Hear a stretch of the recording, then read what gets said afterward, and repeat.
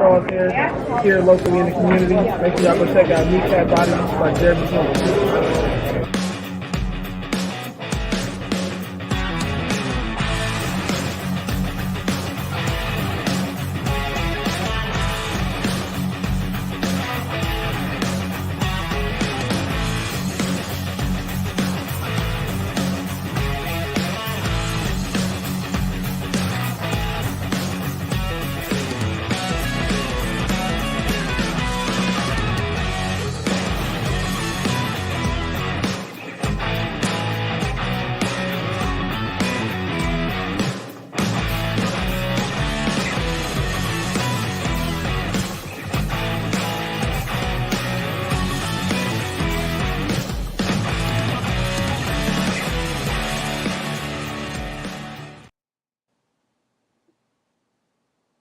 All right, it is Kneecap biting with the Motor City Lions. This is the NFL Roundtable Talk. How is everybody doing? And joining the stage is Cameron. Luke, how you doing, buddy?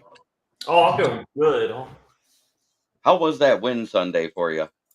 I cried. Oh, we all did. I didn't.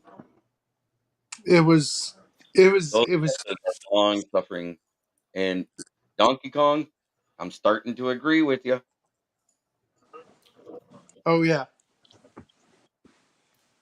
That being said, man, we've had no coaching hires yet, have we? Hold on. Hit my lights. No.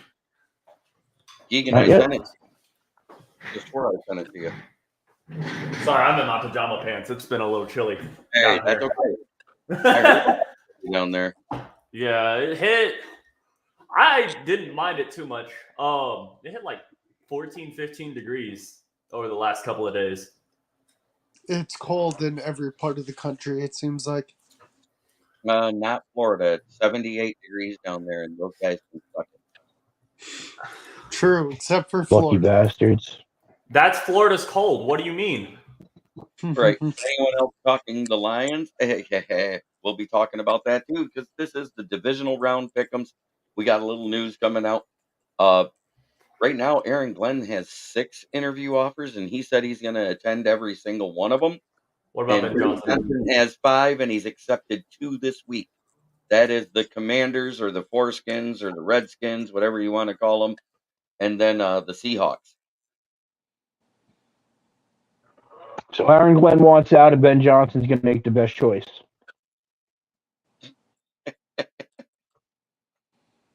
I noticed he That's didn't what I got accept out of it. that. See, we got a laughy face up there from Levert Sanders, but and I thought it was funny. Sunday we watched Dallas get spanked by the Packers. Monday morning, Bill Bellichek says shit and runs to the fail camps. Absolutely went right to them. It is at least a 3rd round compensatory pick and possibly a 5th if he takes a head coaching job. But we will not get them till the 2025 season because it's the season after they leave. Okay, what did I miss? Sorry. We were talking. Somebody asked about the compensatory picks we get for Glenn if he takes a new job. It would be in the 2025 season, but it would more than likely either be the 3rd and a 5th or a 3rd and a 6th. Checks out.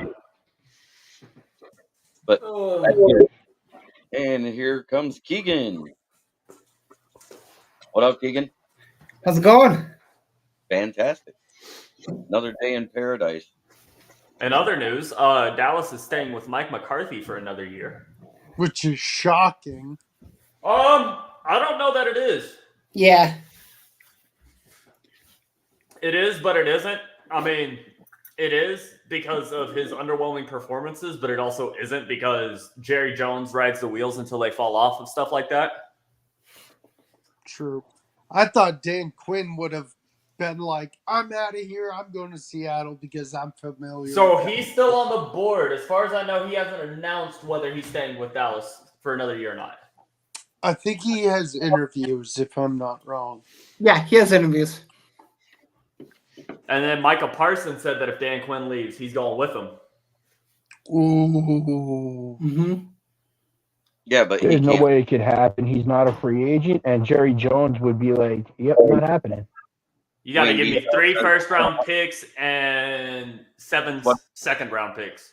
So Wayne Bezo asked, "What about Prescott?" Prescott is set to make $59.5 million, basically $60 million next year, and they just traded for Trey Lance on a rookie deal. And the thing that was said Yes, they about did. Dak in the preseason or in the offseason was that he had to prove something to Jerry Jones. I think the way he played proved I'm going to put them all in one bucket because they all failed in the playoffs at one point or another and never made it anywhere.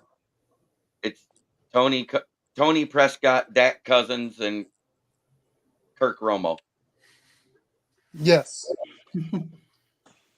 They are all in that same bucket. Great regular season numbers, nice touchdown to interception ratio most years, but fail to get it done in prime time and postseason. Indeed. Can we discuss how Green Bay is undefeated at AT&T Stadium? They're 9-1 in the last 5 years, or 10 years, times they played there. They're 3-0 5-0 in the playoffs there, though. or 5-0 in the playoffs. Versus Dallas, the last 10 years in Dallas, they're 9-1. Period. Mm-hmm. But they just rebuilt they built AT&T Stadium like the last 6? Yeah, 5 or 6. I think it was 6 because I remember going to Eli Six Manning. Flags in 2017 and they were still finishing it. Because I think he has less than a $10 million dead cap. So if they get rid of him, it saves them almost $50 million in cap room. Who's that? The Cowboys by getting rid of Dak Prescott. Because he's in No, the it had to last be year. more than 6 years. It It might have definitely been. had to be more than 6 years because Eli Manning had the first win in the new stadium, and he autographed it on the wall. I remember that. Hey Siri, when was AT&T Stadium built? My phone's not. When was AT&T Stadium built? So, Will, to backtrack to what you said, Quinn has interviews with Carolina.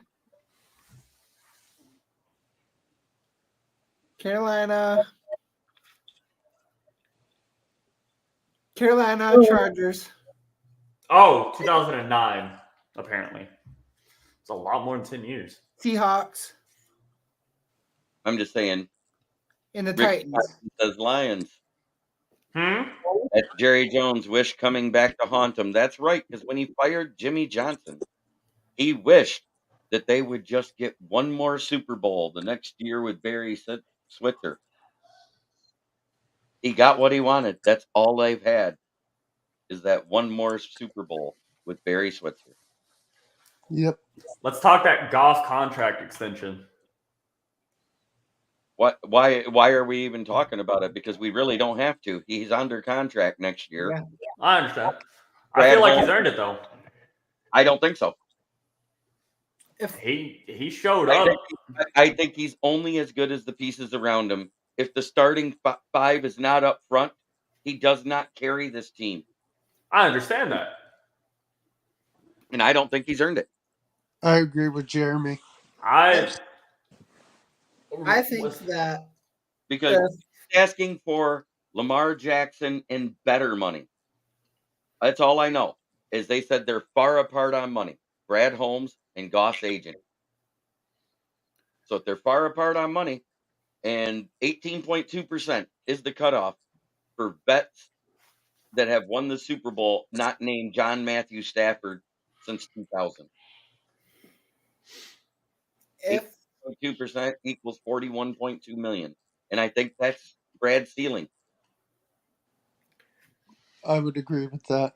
so, with Goff having one that still has the rest of the next season for a contract, Mm-hmm. I think that if Goff goes back to how he was playing before throwing those picks, he plays like that. He's getting an extension. But he only played like that with the front 5. Mm-hmm. Yeah, That is the key. He's only as good as that front 5. It has nothing to do with the defense. It has nothing to do with the wide receivers that we're playing. Because it didn't matter whether Jameson Williams is on the field or not. It mattered about who was blocking for him. if he doesn't have that top 2 O-line completely intact, he does not do well. He was bottom 5 in QBs under pressure this year. Guess who was right there with him? Matthew Stafford. Yep. Say what you want. It all starts with that O-line. And I think keeping the team intact is better than spending 45 to 50 million on a quarterback. Indeed. Yeah. We only have 71 million. Take away 18. What does that leave? About 53. 53 million. 3. So 53 million is what you have for re-signing and free agent cap space. I think if he plays well enough for us to at least get to the division championship, or even win, or not the division championship, the conference championship, and even win the conference championship, I think he's earned an extension. If he plays well enough and he takes care of that ball, regardless of the front 5 or not, he has earned a contract extension. If he can get us to a Super Bowl, if he gets us that far this year. It all depends on the health of the O-line. Oh, I know. It And I'm does. not trying to be funny. I'm not trying. I'm as realistic as it comes when it comes to the cap management thing. And all you have to look at is, does anybody think that Pat Mahomes and the Chiefs are going to get past everybody they got to get through? They've got Buffalo this week. They've got And Buffalo this week, who's got a stout defense. Buffalo this week, and then they got the winner of the Texans-Ravens game next week, right? And Yeah. Texans beat the absolute dog shit out of the Browns, who had one of the best defenses in the league. No, the best defense. Number 1 defense overall. Who was their defensive coordinator this year? I don't remember. Jim Schwartz. Oh, yeah, that's right. Jim Schwartz. Oh, Jim Schwartz takes. After that Super Bowl, he retired away from Philly, remember? Mm-hmm. Yep. Been away for 5 years, comes back and coaches another number 1 defense. Yep. but he was give that. I think that GM the Browns have gave him that roster, and he just That roster was built just like the Detroit roster was for Caldwell defensively. He came in with a capable team there. You had Myles Garrett for one, who's arguably one of the Denzel Ward. Mm-hmm. They had guys all over that field, Greg and they were Newsome. smart enough to cut that. They were smart enough to cut that bum that I said was a bum coming out of college that they picked in the 2nd round, which was a mistake to begin with 5 years ago. Did y'all see the 3D Williams. Did y'all see the back and forth between CD Deuce and Baker Mayfield? No, I didn't get a chance to watch it. I worked. Ralph Williams Media comes in. Hello, guys. RW Media. I made fortunately I work from home, so I get a lot of time to just sit on my phone. Essentially, CD Deuce made the comment that if Tampa got a legitimate quarterback with the wide receivers they have, they would be a legitimate threat. He had listed off Mike Evans, Godwin, and then a third one who hasn't played all year because of a knee injury in the preseason. Palmer. Was it Palmer? It might have been Palmer. I don't remember. I'd have to go back and look. Palmer that came back and played and had the big play last night? Yeah. Yeah. So then Baker makes the comment to CD that he needs to go watch some film. That's what I saw. And because then he would know that Palmer hadn't played all year. Well, CD turns around and makes the comment, "Oh, I watched plenty of film." He's like, "Don't worry, Tampa iPad part 2 loading now." And he posted a picture of Tom Brady throwing his iPad because he kept throwing picks to CD Deuce. Mm-hmm. That's funny. So I think Baker. I don't know what's gotten into this Tampa offense because they were firing on all cylinders last week too. So was their defense.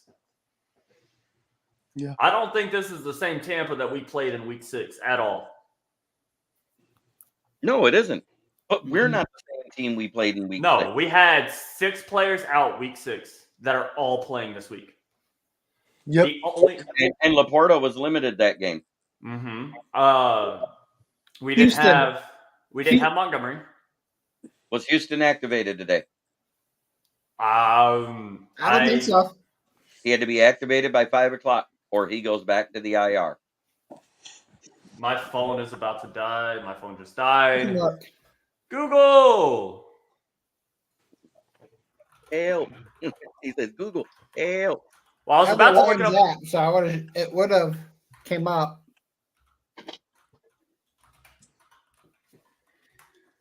Yes.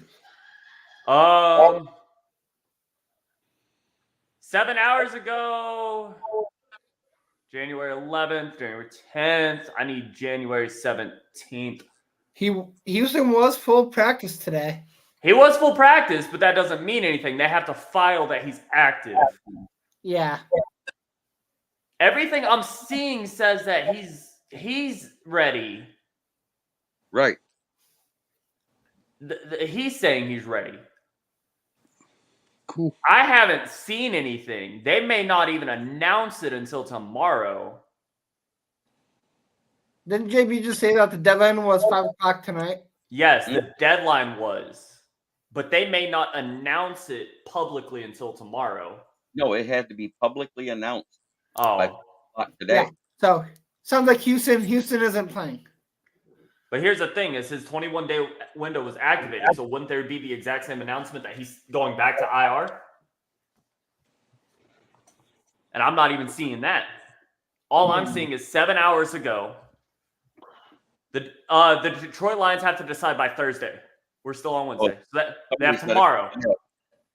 Okay. They have to decide tomorrow whether or not he's coming back.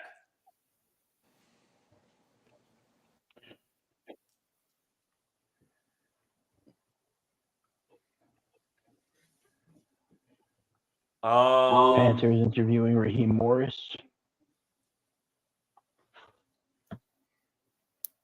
Why do we have to be playing Sunday this week? Why can't we just play Saturday? That'd make me so much happier.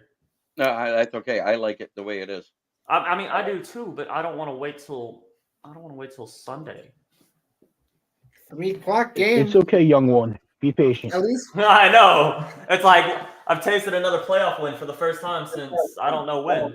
Let at it be least a we win. got the earlier game. Yeah, no joke. Because guess who else has to think about it? And they're on short rest. Who's that? The Bucks. Oh yeah, that's right. They played Monday. They absolutely handed Philly their ass. I'm kind of sad They're seeing so that. nice. I I'm love sad- Dad. Dad comes in and says, I've been calling myself an old coot for a while when I realize most people older than me are in Congress. So I guess that makes me improve. That is a good one. That is a good one, Crazy Ken. So,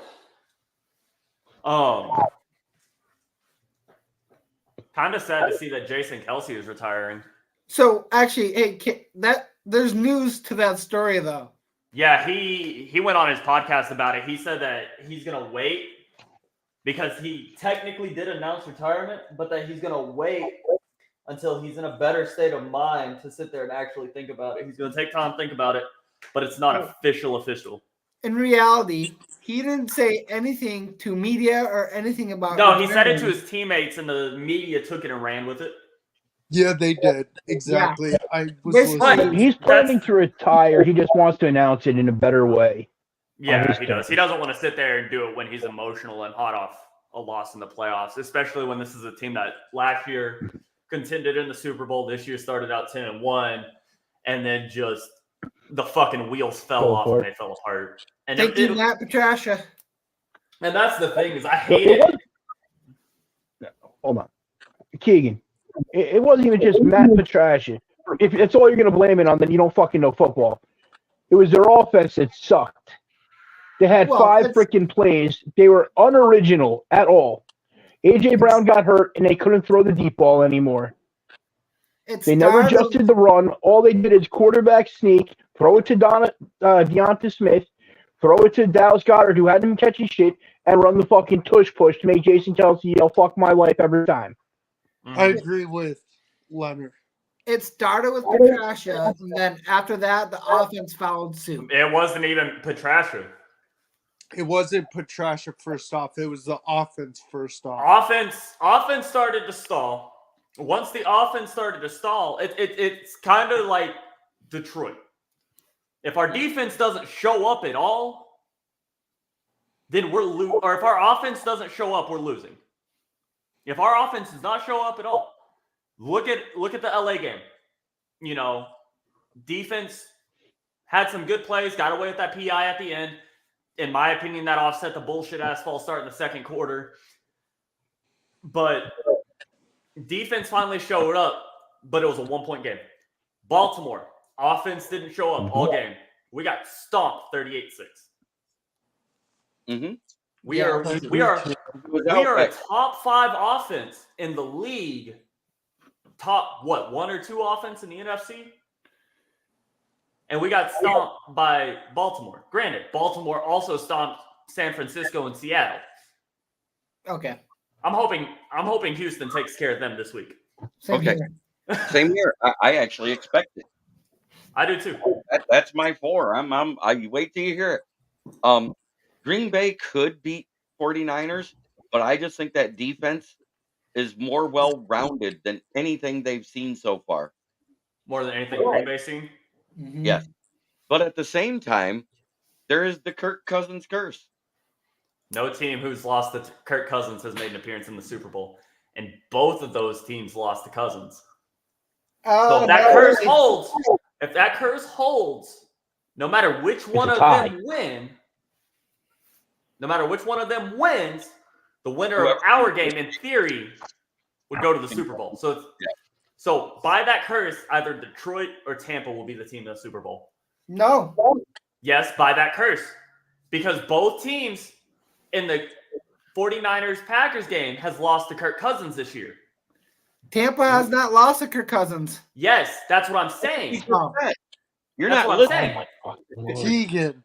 The 49ers and the Packers both lost to Cousins. So no Come on, matter which Keegan. one of them wins, they're losing by the curse. They would lose to the winner of our game because Detroit and Tampa did not lose to Kirk Cousins. we never played Cousins. We played Nick Mullins, who had 2 400-yard games and still managed to lose. How the hell you do that? I don't know. Tampa played Kirk Cousins and won. Mm-hmm. Yep. Green Bay lost to Kirk in week Keegan? 8. Yep. Keegan, sometimes you are enough to make a grown man drink a cup of bleach. That's okay. Oh, My mom wants to go tonight. dang. For situations like that, I have this. I have the gym version of that. Hold on. You got the 1800 Lions bottle? No, I don't, sadly. I also have this. 40 points or under for the Lions. I think it's going to be under. That defense is playing better than it did last time, but we're healthier. And our defense is playing better than it did last time. Remember that time I said we were going to beat, who was it? Was it Minnesota? No, it wasn't Minnesota. It was Denver, 40-20. Oh, yeah. And you were I'm expecting a game like that. And I was like 5-point spread off. We had, I think, we were 2 points short, and they were 3 point under, too. I was close. And I think it's going to be a similar game. I don't. Tampa, like Denver, is now firing on all cylinders. But if Ford Field shows up this Sunday like they did last week, Tampa already lost to us at home in their home stadium because of our crowd noise. Right. How do you think it's going to be when they go from struggling with our crowd noise in their home stadium to struggling with our crowd noise in our Speaking stadium? about crowd noise, guess what stadium now has the loudest indoor decibels? Mhm. And it happened last week. Yep. Ford Field versus the Rams, 133.6 decibels. To put that That's into awesome. perspective, so for anybody that doesn't understand, a jet engine on takeoff is 115 decibels. Did it beat the Chiefs? I know it's a bit close, but did it beat the Chiefs? No. That's an outdoor stadium. It's different, and they overall, have the way they're it echoes. right. I'm asking overall. Sorry. The way their stadium is built, it reverberates back down to the field, just like they did for Seattle, and the way they added that UFO on the top of Soldier Field. Overall, we have the fourth loudest Okay. record for decibels. And I think those three are the ones that are louder, right? I don't know about Soldier Field, but I do know Seattle's and Kansas City's were right. Kansas City's number 1, if I remember right. Yes. Seattle's number 2. Yes. And I don't know who's number 3, but I know we're 4th. Yeah, I don't know. Okay. I know. Here's the thing: is I can only imagine what that was like because I was at the Detroit Dallas game, and when we thought we had that game-winning 2-point at the end, that crowd was deafening. I didn't think there were that many Lions fans inside the stadium. That crowd was deafening after we thought we had the 2-point with Decker. Speaking of which, has anybody noticed how flat Kelsey has played this year? Travis? Yeah. About as flat as his girlfriend's singing skills?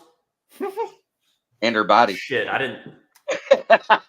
I wasn't going to go there. I mean, she's built like a 2x4. You were setting that one up. Yes, I was. Told you, man. She's built like a fucking 12-year-old boy. Will's got more curves on his chin than she has on her body. Oh my God. I was gonna say he has a bigger butt on his chin than she has in her panties. I never understood the Taylor Swift hype. My ex was into Taylor Swift heavily. She watched all the documentaries and all the movies and followed all the concerts. Nobody tours, understands and I'm like, it. I could not fucking care enough. Cameron, no one understands it. It's a cult. Oh, I'm aware. Here's the thing. Kansas City can go sit over there with Taylor Swift, who's a role model. We got fucking Eminem. Dude, One of the what dudes- I said You're was gonna lose yourself. and Pat McAfee, JJ Watt said on Pat McAfee, how cool would it be to have Eminem walk out before the Lions players come out and sings "Lose Yourself" walking out? You must not have of seen the it. tunnel. So, this past Sunday in the stadium, pre-game, and even during the game, when the Jumbotron cut to Slim, everybody in the stadium was singing "Lose Yourself." Every single person. I saw that. That was amazing. I almost cried. Even that hype video. Mm-hmm. Oh, dude, that hype video was amazing. Where he's like, "I rapped for you. You owe us." Hey, LDV Tennis says in college, Goff tweeted about Taylor Swift. The tweet suggests he had a crush on her, and that's why he didn't do anything till a year after college. And look who he has as a wife. Swimsuit. I would take Goff's Can we wife discuss- and his wife over Taylor Swift any day of the week. Yeah. Can I we would too. discuss Kelly Stafford and talking about how the fans booed her She children? already came out and she goes, I realized they weren't booing my children. They were booing me and my husband in the Rams. She already retracted it. But the fact that it took her that long to realize, hey, they're not booing your kids. Like, It sounds She's like a Stafford wife who believes in see you next Tuesday is not just what she is. it sounds like a in the moment kind of thing. Her husband just lost, and she wanted to be there with him, and then made excuses that our fans were booing her. And then she retracted. I Is all it is. caught a Reactionary. lot of The fans kind of were flack. douchebags, though, dude. There was no need for all that hatred. I can understand if you don't There- cheer there's him. Here's the thing. I can understand if you don't cheer for him. I can understand if you don't wear his jerseys. I get all that. But to sit here and boo him as audibly as we did, a man who gave his heart and soul not only to the Lions organization for 12 years, but the actual Detroit community itself, I can understand don't cheer him. I can understand don't wear his jerseys. I can understand being super loud to disrupt him during huddles and at the line of scrimmage. booing him wasn't that necessary though. Wasn't Hell, me. it hurt my soul watching him get injured. Matthew Stafford's one of the reasons I'm a fucking Lions fan. Now, I get, yes, he was the enemy. Yes, he was in our way. She had her kids in really loud jackets that said "Born in Detroit, raised in L.A." That was a jab, 100%. I don't know how to feel about that one. James Burgess says it perfect. Odd stat of the night: one QB in history has led 2 teams to their first playoff win in over 10 years. His name is Jared Goff. Yep, Rams and the Lions. Yep. Mm-hmm. The only 2 teams he's played for. I got something I want to talk about with y'all guys tonight anyway. Go ahead. All these cold weather games and the snow games that are unprepared with the stadiums. How do you guys think that they should address this stuff? Do you feel like the teams like your Kansas City, your Green Bay, your Chicago, your Buffalo, your Steelers should be required to have at least a dome or retractable dome? At that Chiefs game, 17 Fine. Isn't Buffalo 17 building a new people went to the stadium hospital onto after the roof? He's talking. Let him finish his thought. Oh, my bad. 17 people that were at that Chiefs game went to the hospital with hypothermia and were frostbite, and 2 were in serious condition. At what point do they need to worry about the safety of the fans and the players? Yes.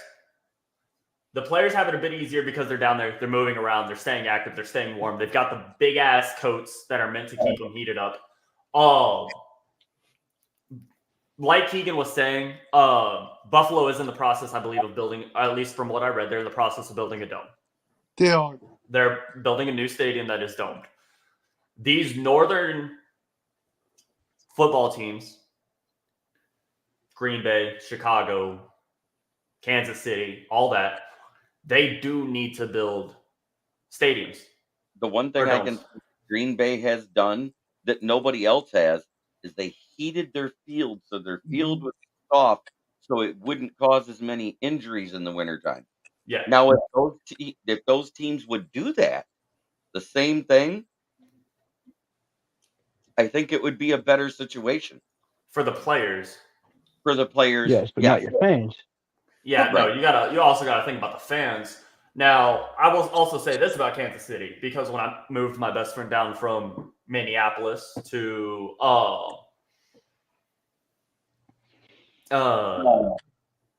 we were on our way to Minneapolis. We, of course, drove through Kansas City, Missouri. And this was about a week before Thanksgiving. And even then,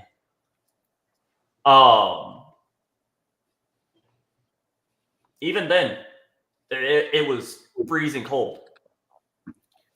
And so I can only imagine what it felt like. And I know what the cold felt like here in Texas. Even though for someone who loves the cold, I didn't want to be outside that long in the cold for a game. No, I've been through a snow game before, and they are bitter. Quick question. You said that 5 got hypothermia at the Steelers game? Chiefs game. The Chiefs game. I thought you said Steelers. No, we said Chiefs. No. I said at the Chiefs Dolphins game, and then I said if the cold weather teams, if they should be required to have a dome or something like that for the safety of your fans and your players like that. I think they should do a dome like they have in Arizona, Houston, and like the one they're building in Jacksonville. Where A retractable dome. Yeah. That way, when the inclement weather comes, it can be closed. Yep. But in the nice, warm, don't get me wrong, days, I love snow games.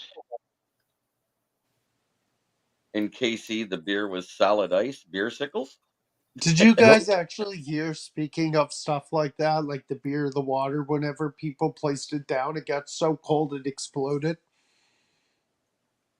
Yep, no one in LA knows who Kelly is. More people in LA know who Brittany Mahomes is because she was hanging out with Taylor Swift before and after the Golden Globe ceremony. Kelly is a nobody in LA. Mm-hmm.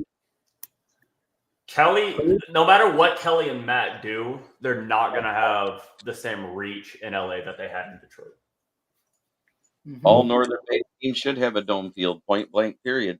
Yes, 100%.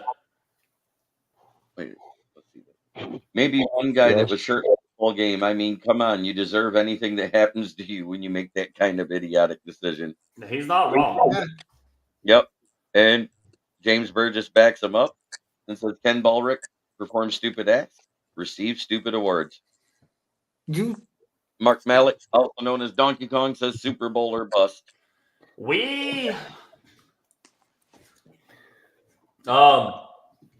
Rumor has it he's still frozen to his seat to this day. Yeah, They've been out there with the pocket warmers, just throwing them at him. 18 inches. And like, if it's going to be a dusting, leave the dome open. If it's going to be above zero, you know what I mean? That's not that big a deal. People normally dress for it, but you always got an idiot who gets drunk and has their team's name painted across their chest in the middle of a snowy, icy place and go, I can handle it. you And see it's you only guys- some dude and not some big boob chick. Yeah, I know, right? That's so It's sad. depressing. Right. Did you guys see Andy minutes Reid's for the game. mustache had icicles? Yep. Yeah, it was Andy, look, if he got thirsty, all he had to do. his all he had face to was do. so burnt that you couldn't even tell he had red in his mustache anymore, which you can plainly see in all the commercials. It was just pure white and icicles. He Yeah. literally looked like he aged 20 years in that game. Dribble some lemon flavoring on it, and you got popsicles right there. Just Yep. Yo, did you I guys can't hear do that. about Jim My mustache- Irsay? Yeah, I Hey. did hear about Ursay. James Burgess says, if anyone reading this, if you see me shirtless at any game ever, high caliber to the back of the head, so I don't see it coming. Obviously gone anyway. That's perfect. Yep. Yeah. And Leonard- Mark Bell says, I live in Green Bay. Their stadium is shit, and the city is shit. Yeah, it is. Leonard, I saw what happened to Ursay. That was crazy. To think Oh, about. where He's he's still not in the hot- unresponsive. Covering. The cops found him unresponsive. Yep. Oh, Ursay? Yeah. Wow. Yeah, Found he had Irsay respiratory issues. He's recovering now in the hospital.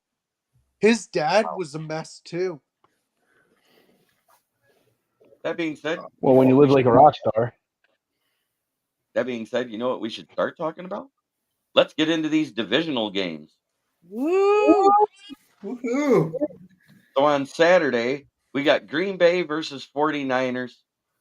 And I know we say FTP, but how sweet would a third home game be in a row if we win? Mm-hmm. Awesome. Imagine not bringing one home game to Detroit in the playoffs, but 3. And We I could hope have had that. even though Jim Irsay probably is more mentally challenged than Justin Fields at reading a defense, I don't wish him ill will. Hmm? Jim Irsay, Mhm. I said he's more mentally challenged than Justin Fields is bad at reading a defense. I hope Jim Irsay is okay.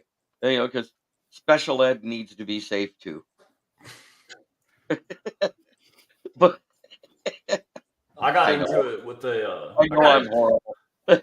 Speaking of Bears, I had someone sit here and try and tell me that DJ Moore is a better wide receiver than both Amon-Ra St. Brown and CD Lamb. Oh my He god. bumped his head. We don't might have know been because we haven't seen him with a half decent quarterback in his career yet. I'd That's still true. take Raw and CD though. I would too. Mhm. Is Hey, it- just that nice, Jeremy. I'm genuinely concerned. Hey, I did say they deserve to be cared for. They don't deserve anything bad. I just like making funny comments. Don't take me seriously. Nobody So- else does. So who's going first with the pick 'em? I'm confused. Will, My brain's not thinking.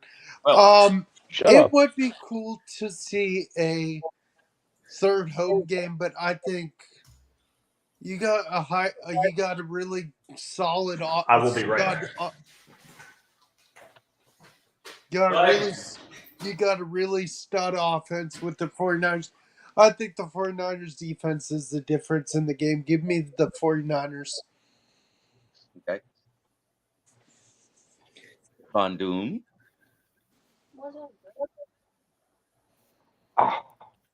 It's a hard one. I'm going to go with the 49ers. I still don't think the Packers are a better team, and I don't think they're going to be able to bring the pressure to affect Brock Purdy enough to change the outcome as much as I want them to.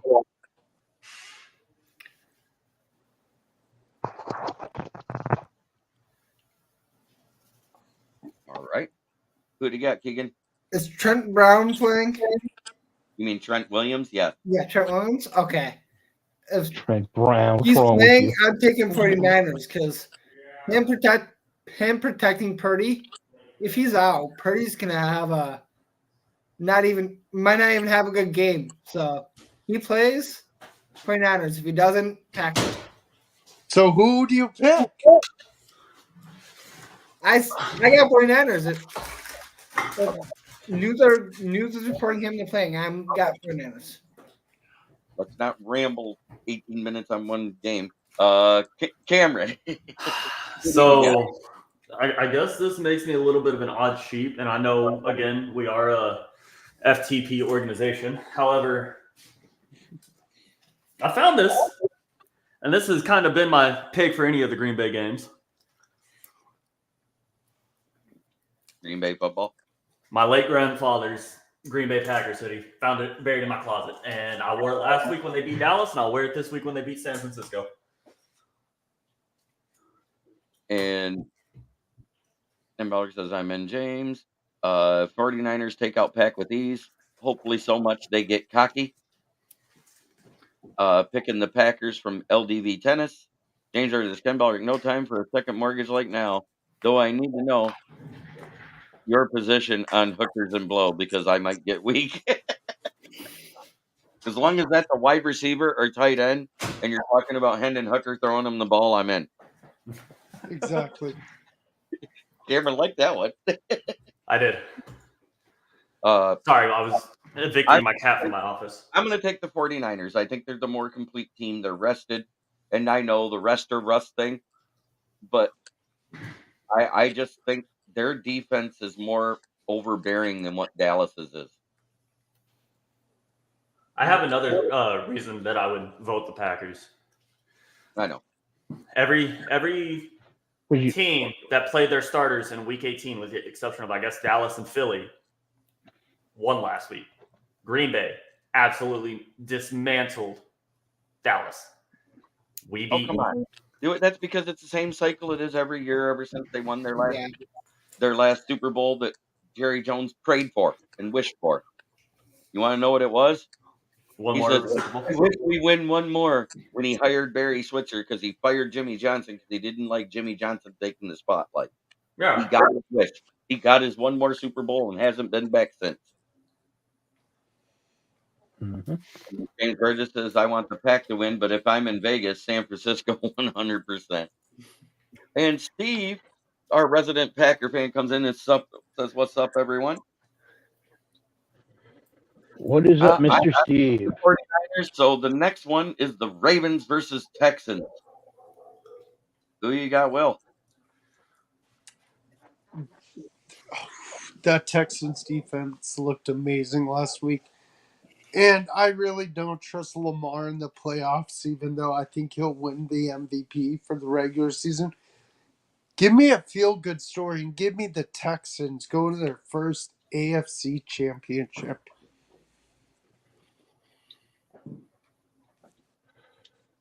Okay, Will. I'm going to say I disagree with what Will said about not trusting Lamar in the playoffs. He's a completely different guy this year. He got his bag. He bet on himself. The Ravens' defense is nasty. With that being said, I still don't give a fuck. I like C.J. Stroud. I'm rocking with the Texans all the way. I'm taking the Texans to beat the Lions in the Super Bowl. Keegan. I'd love to take the Texans, but as a Lions fan, Texans lose. Dan Campbell is a favorite to win Coach of the Year. So I'm taking the Ravens. I'd still give it to D'Amico. D'Amico Ryan is winning Coach of the Year. He took a team that finished with a 2021 Lions record last year and has Come made on, it to the Keegan. divisional round of the playoffs in the first year with a rookie quarterback.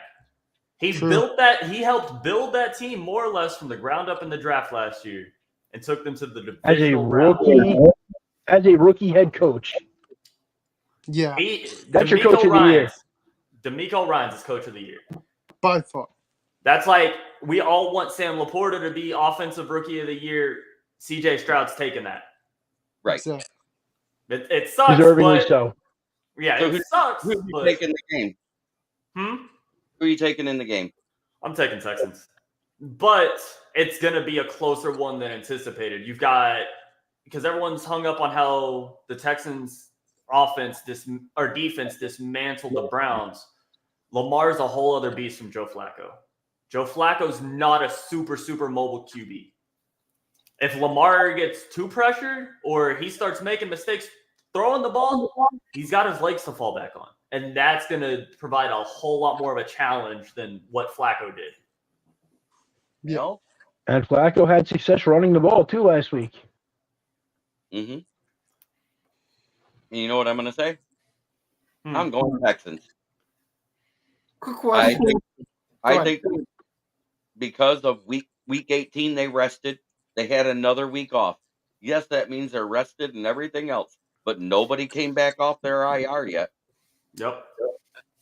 OBJ got banged up the last time they played in week 17, and he's sitting out of practices right now. So Mark Andrews practicing, though. Mark Andrews is finally back. That's good for him. But I think Isaiah Likely was doing better than Mark Andrews started. I like Isaiah Likely. I said that last year coming out of Coastal Carolina. Yeah, we both agreed on him. So He was that tweener, a wide receiver / tight end body. McCarthy staying in Dallas, I think, is the biggest mistake since the Packers didn't fire him after Favre left. True. I was going to ask, what was the over-under with OBJ getting hurt? I had it at 10 steps off the tarmac. He lasted way longer than that. Just barely. Yeah. But anyways, let's go on to the next game. Oh, we'll skip past ours. What's the other AFC game? Oh, yeah. Bills versus Chiefs in Buffalo. I'm going to start with Cameron this time. Who you got? Give me Buffalo. Patrick Mahomes has proven that he struggles without a valid wide receiver out on the end. Kadarius Toney proved that his hands are just for decoration. You've got Buffalo, who is finally starting to play a complete game of football again. Give me Buffalo. Keegan? No, last 2 years, Buffalo has lost in Arrowhead. So now that they're home, I feel like they're going to come out strong and Bills are going to win. Van Dome. Well, first off, I'm going to take the over on the rushing prop for both quarterbacks, and I think it'll be done in the first quarter. And I'm going to take the goddamn Buffalo Bills. They're going to win that game. But we don't know if that game's going to be played on time or not because they are expecting another 2 foot of snow. They said that they're not going to move it no matter what. Yep. Will? Josh Allen's first home game in the playoffs against Patrick Mahomes, and Kadarius Toney has stone hands, so you might as well call him Kadarius Stoney.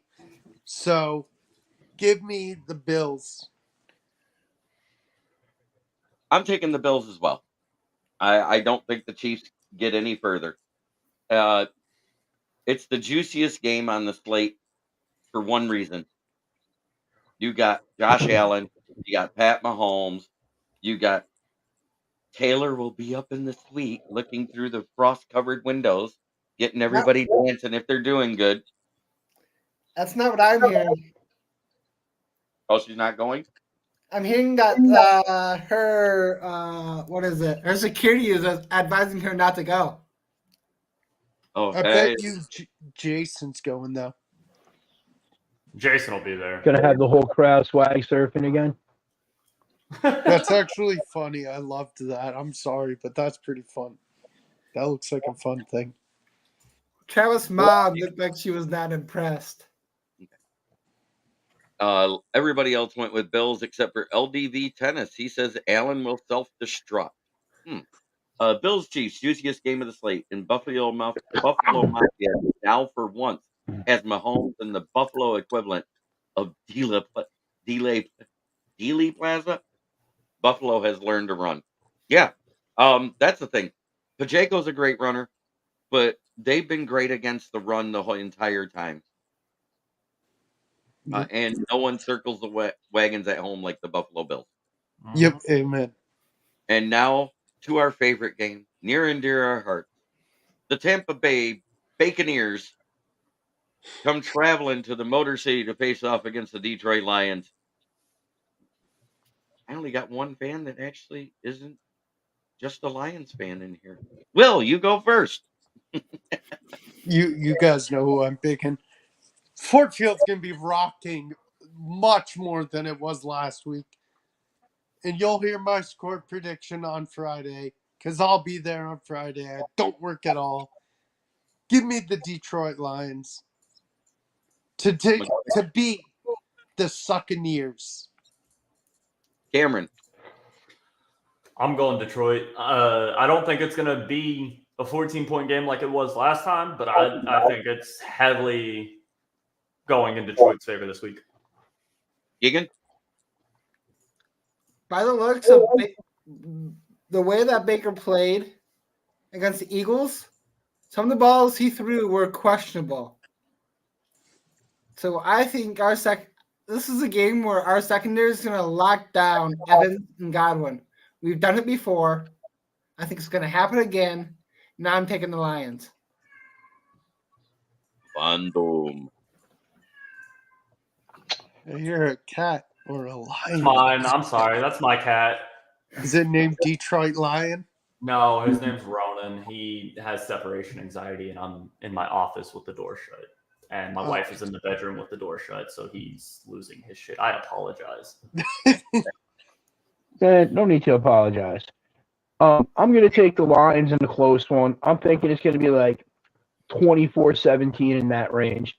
Will, I'm going to need you to bone up on your insults and your jokes a little bit, man. You got me around here. You're gonna have to step your game up, homie. Dude, I'm a Panthers fan also. I call them the Succaneers for a reason. I'm sorry. I'm not gonna say the F word at Nears because the lesser of the cat teams, the big cat teams. I know. Don't remind me. Please don't remind me. We suck. I know. With both of our starting running backs out and those four key defensive players that did not play that may be able to play this week, I think it's going to be a great matchup. I want to see how Jonah Jackson lands up with Vita Vea because he's been wrecking teams lately. Our tackles are fine at doing what they do and keeping Goff upright. Most of the stuff has been from collapsing interior on stunts that we've seen when Goff gets sacked. So we got all five starters playing healthy, and none of them had to take a day off today. So guess what? Forward down the field, Lions win. I think it's a 7 to 8 point win at best. I don't see a double-digit win. I don't see 2 touchdowns different. I think both teams are playing well, and we're going to see a good game. But we're going to see that crowd cause them to get flustered, get some delay of games, get some false starts, maybe even have to burn some timeouts inopportune that may cost them the game.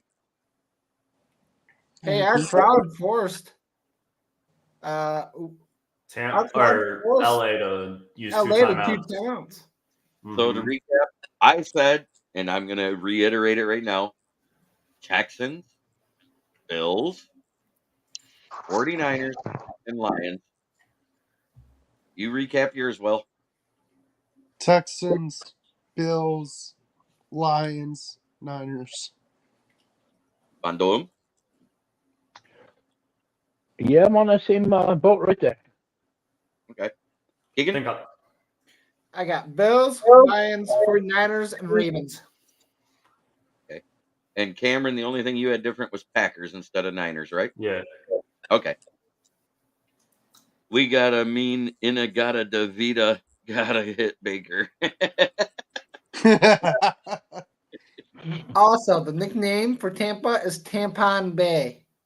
Yes. Coined by Smoking Dad. So let's also not forget. I mean, you addressed it with the 4 key defensive playmakers being back. We got CD Deuce back, and we got James Houston. More than likely, he's going to be back. I'm going to keep an eye out for that tomorrow, but I'm pretty sure we'll see him We back. got on offense, though. We got both starting running backs, which we didn't have then. Yep. And we still had a decent running game with, what was it? Zonovan and Craig Reynolds? Yeah. Let's not forget that. Man. Let's not forget that massive hit that Craig Reynolds had last time. Yeah. That's not a hit that you have short-term memory about, receiving. I've played football, and that was not. I was fortunate enough to never get hit like that, but that's just something that you don't forget about. Paul Diem has it as a 10-point win, 31-21. Lions, King of the Jungle. All I know is I'm going to be singing King Louis' song from Jungle Book if we win. I will be playing GMAT Cash. Same here. Oh, I play that already. Same. I had Alexa blasting that through the house last week. Every single room in my house had it playing. What is it called? GMAC Cash? It's GMAT Cash. Lions won again. He wrote it after they absolutely demolished the Cardinals back in 2021. Mm-hmm. Lions won a game. Bitch. Bitch. It was. I'll have to listen to it for sure. Good. I on my reel when it says NFC North champ. That song. Oh, okay. I like that one. Yeah, and D'Amico is the head coach of the Texans. Yep. Jalen. So yeah, he's watching a lot of tape. Speaking of tape, Todd Bowles was in an interview yesterday, and this Tampa Bay reporter asked him, "Are you preparing your players to play in that cold that's going to be up there in Detroit?" I mean, I realize they have an indoor stadium, but it's really cold up there. Oh, we play in a dome. Oh, that was. That's what Bowles said too. Yeah, I saw that. I was kind of. You realize they're indoors there, right? As in it's heated. We'll be outside for about 20 seconds. I think we'll be all right. All right. That reporter right there is a prime example that if you just get on your knees and put in the work, we'll give you a press pass. Well, I think the only reason why she got a press pass is the guy that was from Tampa that ran the NFL carousel passed away. And she took his spot on the Tampa Tribune just because she had a journalism degree. Oh, I knew the guy who you're talking about. Yep. Yeah. Tom talked about him all the time. He was a great guy. I love that. I'm sticking with what I said. I don't care. That or she was doing her best impression of AG while Will filmed it. And I'm talking about Harris. Thank God. She was doing her best Kamala Harris impression. Yeah, that guy was a legend. I wasn't going politics. Not this that time. guy was still around. Well, right. that's Hey, man, I'm all for it. Use what you got to your advantage. Oh, cool question. Now that the Irsay passed, do you think the Colts are going to start over? Irsay still alive. didn't pass. So, some owner did. They had a heart attack. No.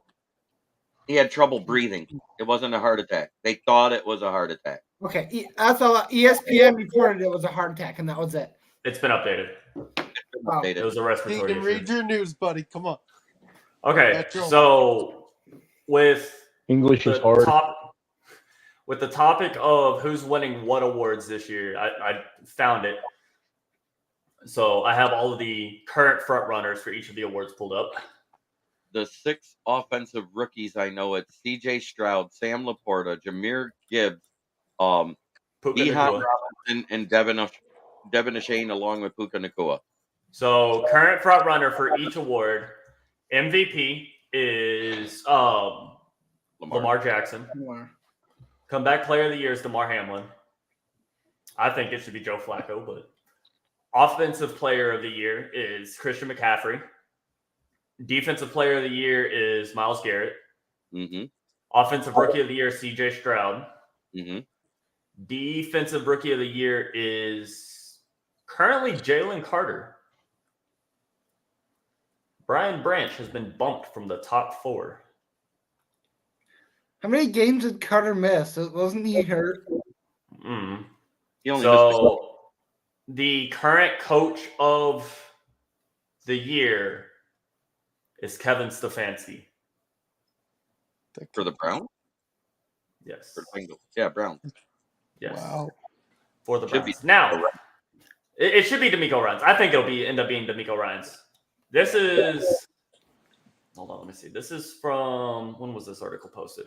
Christian McCaffrey is fully healthy. Can Green Bay run the ball on the Niners? That remains to be seen. That's the biggest question mark. If they can't run the ball and they force it to become one-dimensional, Jordan Love has been good, but that secondary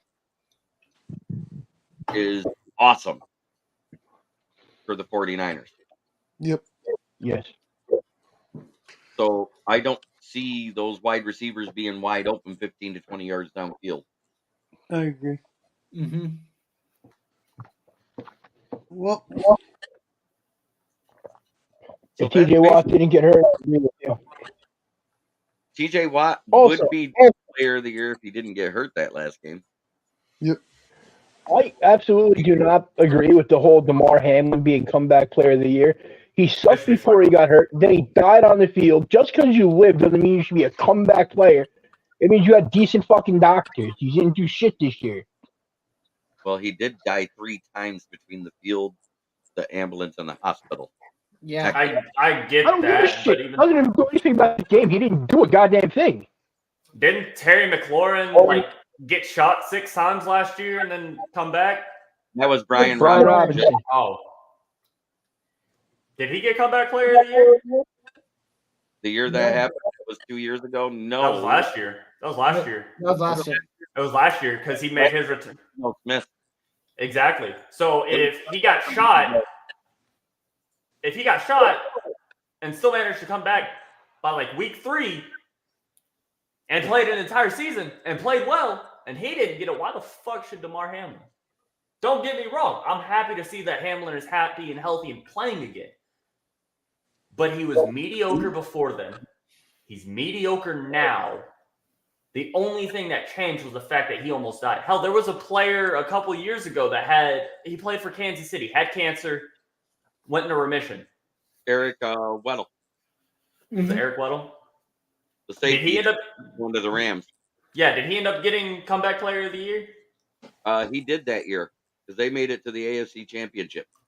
He did something to And help he his played- team actually make. Huh? And he played good. well. Yeah, he was a good player. Right. He had like 5 picks that year and 4 sacks and 3 forced fumbles. Hell, Jared Goff from 21 to 22 would have been a better candidate for comeback player of the year than DeMar Hamlin. All right, hey Kim. Now that you're saying this, who is your pick for comeback player? Joe Flacco. Joe Dude Flacco? went from his couch to help the Browns secure a fucking playoff spot. Right. Granted, he came out and threw, 5 picks his first game and struggled against a good defense. But the next 4 games, He he played only had perfect. 3 interceptions and averaged 400 yards a game. Joe Flacco's comeback player of the year. Dude came in halfway through the season. Now, granted, the Browns were already doing decent, but he helped maintain their trend and get them to the playoffs. Joe Flacco, in my opinion, is comeback player of the year. The year James Conner came back to play was the first year at Arizona, which was last year or 2 years ago? 2. I don't remember. It was 2 years ago. Yeah, so he didn't get it that year either. Not every feel-good story gets it. Sometimes it's something stupid. Like Geno Smith was a backup everywhere he ever was. Gets to go to Seattle and all of a sudden become a starter. Plays well. He played well. He played really well, but he went back to Geno Smith of old this year. Yes, I think part of the reason he was that guy. earned. I think the reason he earned Comeback Player of the Year last year is because when he was drafted to the NFL, there were really, really high expectations for him. He was drafted out of what, Baylor? West Texas? Virginia. Was it West Virginia? Oh, yeah, it was West Virginia. That's right. I knew it was a Big 12 team. But he got drafted, had high-ass expectations, didn't meet the expectations, got bumped to a backup, comes back in Seattle, plays some of the best ball of his life. He earned Comeback Player of the Year. If Damar Hamlin gets Comeback Player of the Year, he did not earn it. He had it handed to him. And I will stand by that. I agree. You did not I'm with Cameron anything. 100% on that. You did not do anything to assist your team in earning their position in the playoffs. You were mediocre before. You're mediocre now. You continue to play at a mediocre level. You have maybe a good play here and there. Yep. But because you died on a field in a freak accident, so to speak, because that's what it was, he got hit at just, from what I read, he got hit at just the right time in his heartbeat that it caused his heart to stop. Right. But because of that, and you managed to, because he didn't even come back till what, halfway through the season? Like week 5, week 6, week 7? He didn't come back at all last year. He didn't come back. No, this year. This year, that's what I'm asking. He came back like halfway through the season. He came back in preseason. He's been playing all year. Yeah, he's been playing all year. But even still, he hasn't earned comeback. Yes, you died, you came back, you played football. All right, great. I mean, if you want to talk about freak accidents, what about the Lions player that died on the field way back in the fucking day? I can't remember his name. I wasn't. Really? Huh? No, he never died. No. Jesus Christ. It's way before you were born. It's like happened in 1978. Yeah. Jeez.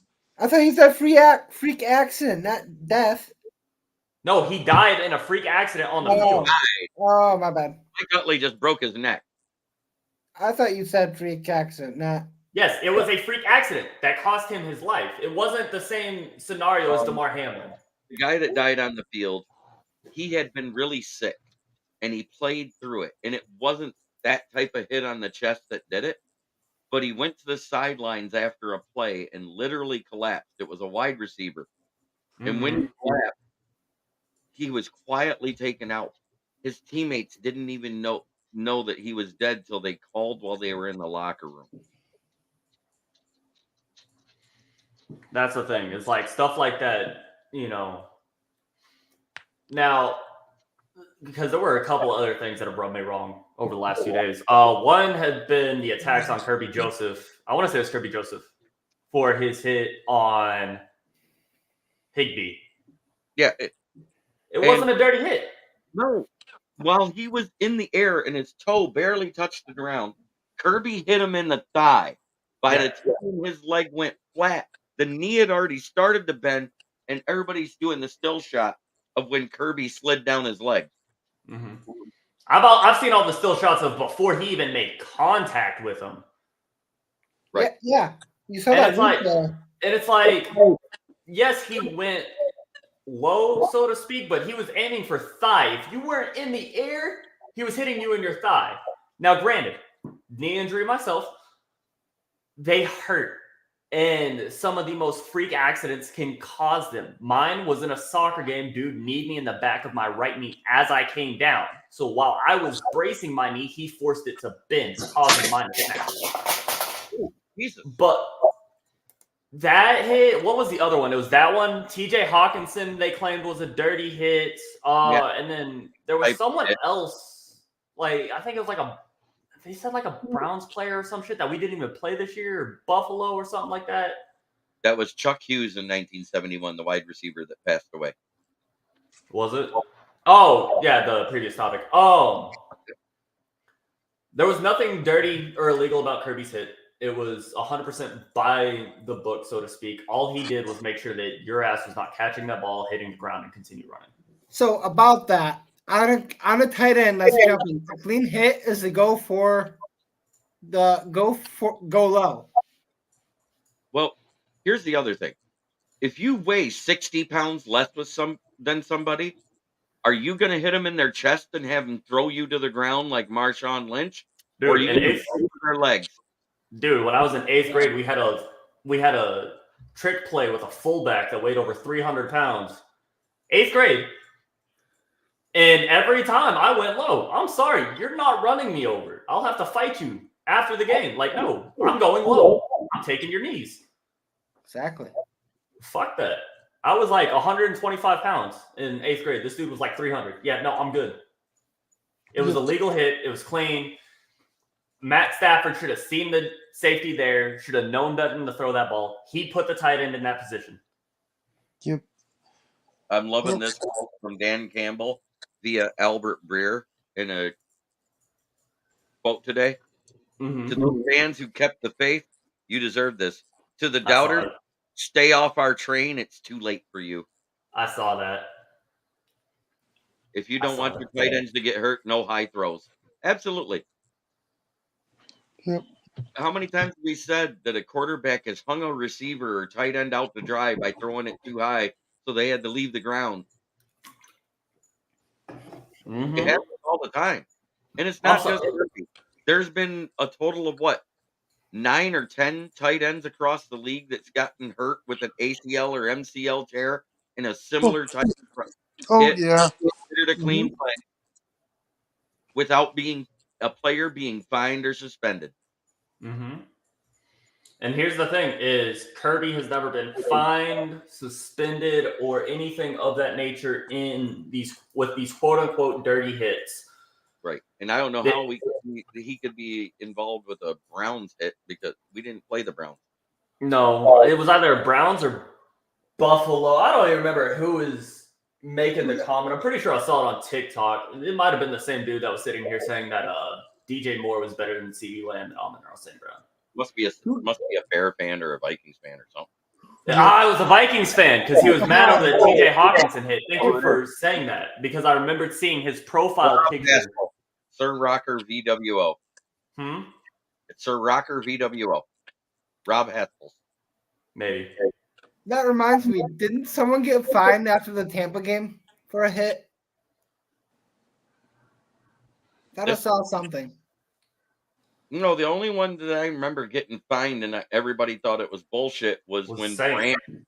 No, when Branch hit Behan and the helmet got knocked off and it was a clean hit and he still got fined. Saint got fined too. Saint got fined earlier this year. He got fined for his touchdown dance. No, he didn't get fined for the dance in Kansas City because no, he did, I think. He got fined. He got fined in the first Bears game this year. For what? Because he went for a hit and the Bears player lowered their head. So it looked like Saint went for a helmet-to-helmet contact, and they fined him because every player in the NFL, aside from Bears players, were up in arms about it, saying that it was a bullshit hit. Hold on here. Yeah, that's the one. I know what you're talking about now. Yeah. At our stadium. Detroit Lions wide receiver Amon-Ra St. Brown has been fined $43,709 for unnecessary roughness stemming from a play during the November 19th win over the Chicago Bears per Jonathan Jones. For what was deemed an illegal block against the safety Jaquan Brisker in the first quarter. Because everybody was upset about that. If you weren't a Bears player, you were upset about that. Tyreek Hill commented on it. Can we talk about the feel-good story with this guy who was a still shot at the Lions game crying? He was caught crying after the Lions beat the Rams. Have y'all seen that story?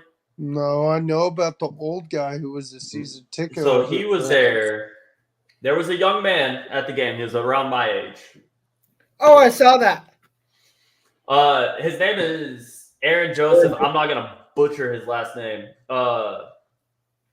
His father Joseph Allen was a season ticket holder when the Lions played at the Silverdome. He would take Aaron with him to watch all the games. They got to see the Lions beat the Cowboys during the last game at the Silverdome in 2002. Joseph was an iron worker belonging to Local 25 in Detroit and helped build Ford Field. Oh, Sadly, in 2004, he died in a tragic motor vehicle accident when Aaron was only 14 years old. He was buried in his Detroit Lions leather jacket.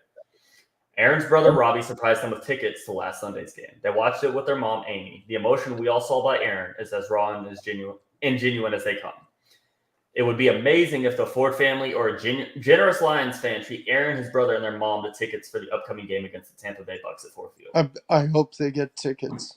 I think if enough people reach out to the Detroit Lions organization, email, phone call, whatever, I think that we can get some sort of ball rolling in the right direction. That dude is, I'm sorry, but and I know there's some of those feel-good stories where it's just something doesn't add up, but seeing that dude's face and reading his story and everything like that, like there's no way you can't want him to be at that game. Yep. Oh. Especially when your dad was it his dad or grandpa? It was his dad. His dad took him to games as a kid. His dad passed away in a motor vehicle accident when he was only 14. Especially when your dad helped build Ford Field. Mm-hmm. There's a lot of emotion in that. Yes. You're a part of that Lions family now, and then we should treat them like family. Mm-hmm. So I saw a meme earlier that says Chicago Bears hire offensive coordinator Coach Klein. Thought that one was funny. If you don't know who Coach Klein is, I need you to brush up on your Adam Sandler cinematography. Oh, yeah. You're talking about, yep. Well, that's basically it, guys. Hendon plays in the preseason next year. Elephant in the room, Lions win versus Tampa. Goff is now a local god. When do we find out how good Hendon is? He was going to win the Heisman. I believe he will be Hendon will be playing in the preseason. We will see him, and he'll probably be competing because you do not draft a third-round quarterback to not be a starter. exactly. Mm-hmm. What would y'all think if... Oh, go ahead. So, here's the thing.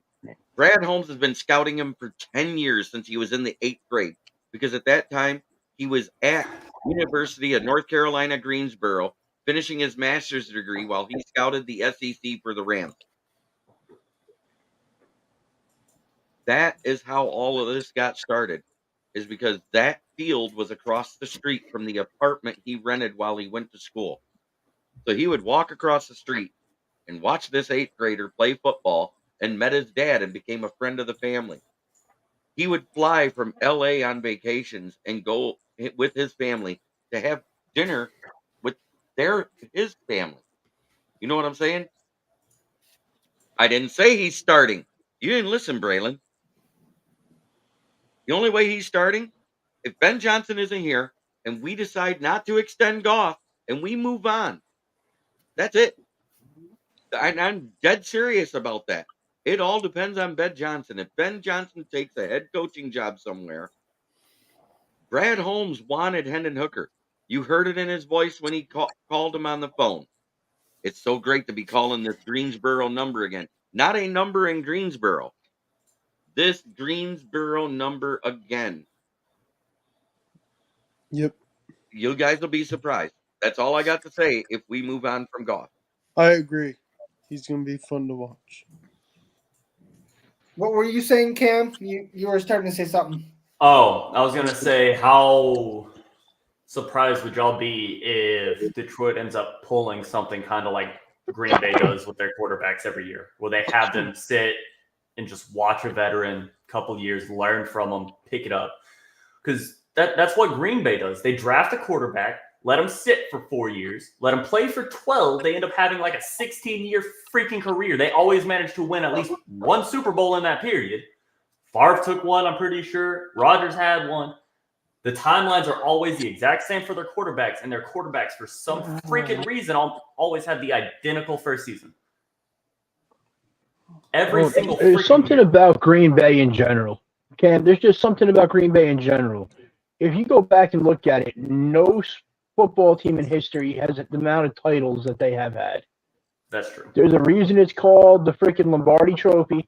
There's a reason they're called Title Town. Goff's agent may have been told it wasn't a perfect year, but you know what? There's a reason why they haven't done it in 2 contract talks.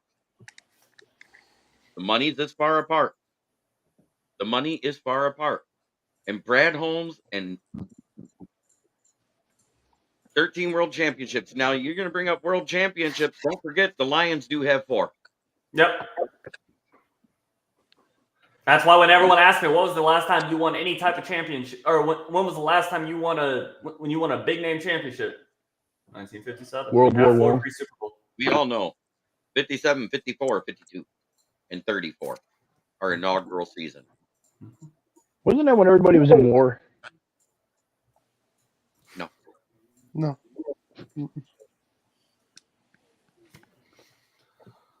But That actually was the report that came out. Brad Holmes said it himself. We're far apart on money. In a presser way back just before Thanksgiving.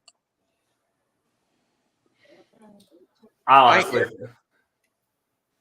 honestly think that Goff's agent would be stupid to not close that gap and meet in the middle just to keep him in Detroit. It's like you said, Goff's not worth a super huge contract. My phone is over here. I am not saying those words that you just typed. That was Bobby Lane in 1957. But the reason, it's like you said, the reason Goff has played as well as he has is that front 5. If he does not have that front 5, he doesn't. It's like Jamal Williams. Dude broke Barry Sanders' rushing touchdown record last year, led the league in rushing touchdowns. He had 1 this year. And the only reason he got it is because Arthur Smith told him to go out there and run victory formation. Was it Arthur Smith? No, that was Jameis. Jameis, yeah. That was Jameis' decision. Yes, I know that. Who was the Dennis Saints Allen. Dennis Allen, that's who it was. Dennis Allen told him to go out there in victory formation, knee it, and according to Jameis, the offensive team decided, hey, we're going to get him 1 touchdown this year. It took the team coming together on offense, so to speak, to get him his first touchdown. Yes. And you couldn't do that 18 weeks at all. You couldn't get him 1 touch. He proved how good he was in the, that space last year with Detroit. But we had the Detroit O-line. Yeah. It's not even just that, though. Anytime they would get to that spot, they would run Taysom Hill. Yep. And I agree with that because Taysom Hill's a $50 million contract. Yep. Was $100 million until they restructured it. Why do I have a feeling that there was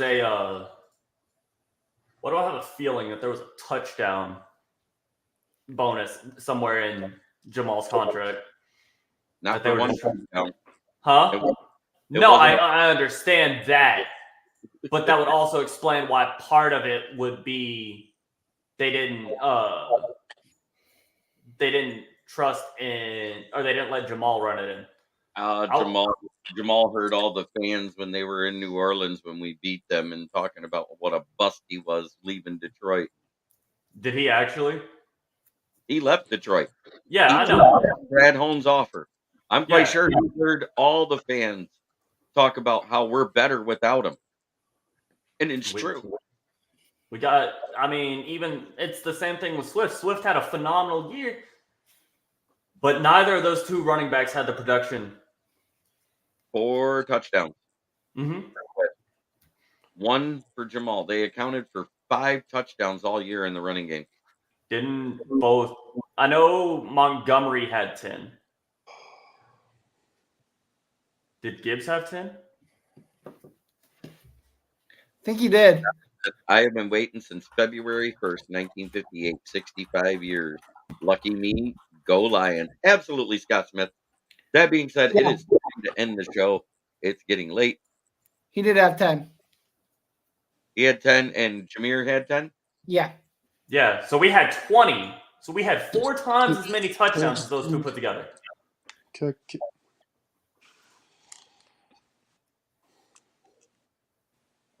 Yeah.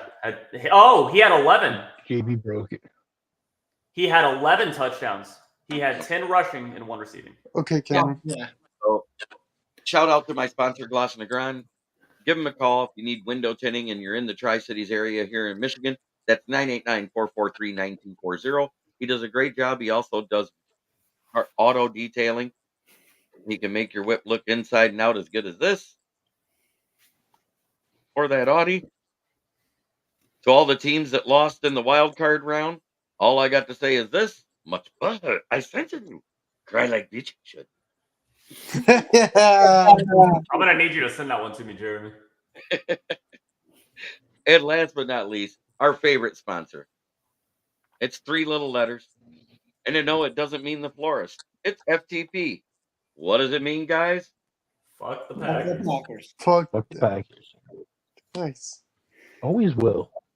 We're always going to say that, Steve, because that's my joke on the nighttime show. FTP is fuck the Packers. No offense meant to any Packer fans, but fuck the Packers. Good night, everybody. Thank you, everybody. You know what? I'm tired of you talking about my team like that. I own 1 share of that fucking team. Stop being so nasty about them. Same. I actually had a relative who played for them. And that being said, try every day to be a better person than you were the day before, because that's the only way to make the world a better place. It starts within here. Much love to everybody in the chat. LDV Tennis, Scott Smith, Steve, James Burgess, Smoking Dad, Braylon Dennis, all you guys. You know, I love every one of you. Even though you may disagree with my opinion, guess what? That's okay. Opinions are that way. My opinion doesn't match yours. You don't match mine. Because opinions are like assholes. Everybody has one, and usually they stink. Have a blessed day.